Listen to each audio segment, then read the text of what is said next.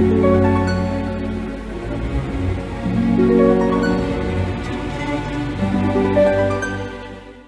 Pisces, saya dengan Madam Aza. Kita bacakan sekarang kartu tarotnya. Yang pertama adalah untuk karir, bisnis, peruntungan ataupun finansial untuk Pisces. Kartu yang keluar adalah The Star. Kartu The Star ini menunjukkan adanya harapan ataupun kesempatan untuk mendapatkan hal yang kamu inginkan. Tapi ini juga berarti bahwa kamu pun harus berusaha keras untuk memantaskan dirimu gitu ya. Karena ini kan tentang orang yang berkaca di danau sambil kemudian menunggu bintang jatuh gitu ya. Ditunggu-tunggu akhirnya akan jatuh juga ke pangkuan gitu.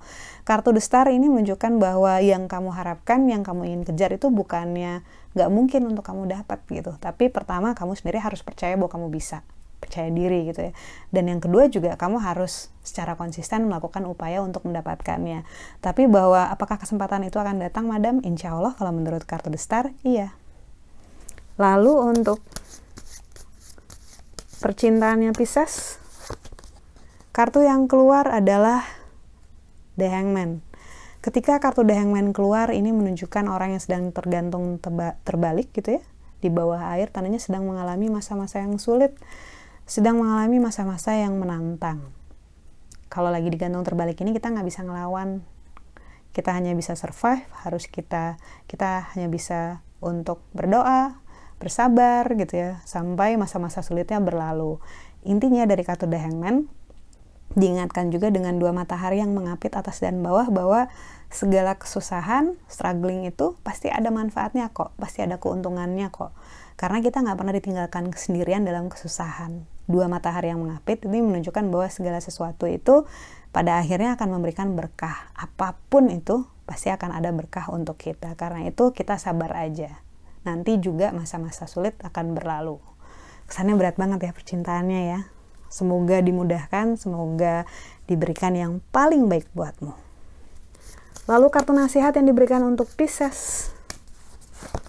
Kartu yang keluar adalah kartu The Hermit. Kalau misalnya harus membuat keputusan dalam jangka waktu dekat, pastikan bahwa kamu nggak terburu-buru dan nggak sekedar mencari jalan yang mudah aja gitu ya. Karena terkadang jalan yang sulit itu sebenarnya membawa kita ke tempat yang lebih baik, lebih indah gitu. Walaupun harus usaha lebih lama, walaupun harus agak menderita gitu ya. Ada cobaannya yang lebih menantang gitu. Karena cobaannya menantang, rewardnya pun bisa jadi lebih besar gitu.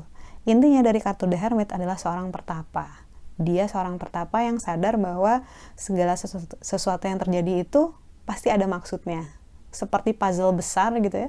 Mungkin saat ini kamu belum bisa mengerti gambarannya seperti apa gitu, alasannya apa, mau kemana gitu ya. Tapi suatu saat puzzle itu akan membentuk utuh gitu. Karena itu dalam membuat keputusan, selalu buatlah keputusan yang paling baik, yang paling bijak, yang paling selaras dengan diri kamu. Yang otak kamu bilang iya, hati kamu juga bilang iya.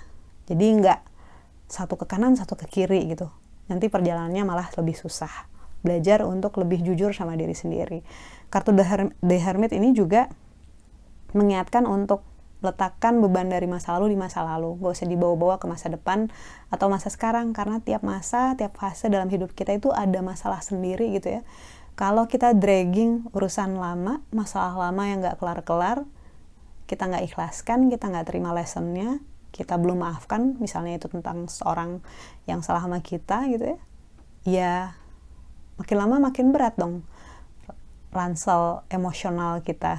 Sementara di masa sekarang pun bakal ada muatan baru kan, jadi kita belajar untuk melepaskan hal-hal yang gak bagus buat kita, ya jangan disimpan di dalam diri kita.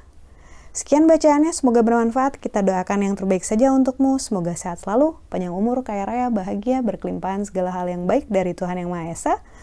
Terima kasih, bantu saya dengan cara di klik like-nya, subscribe, share, dan juga komen.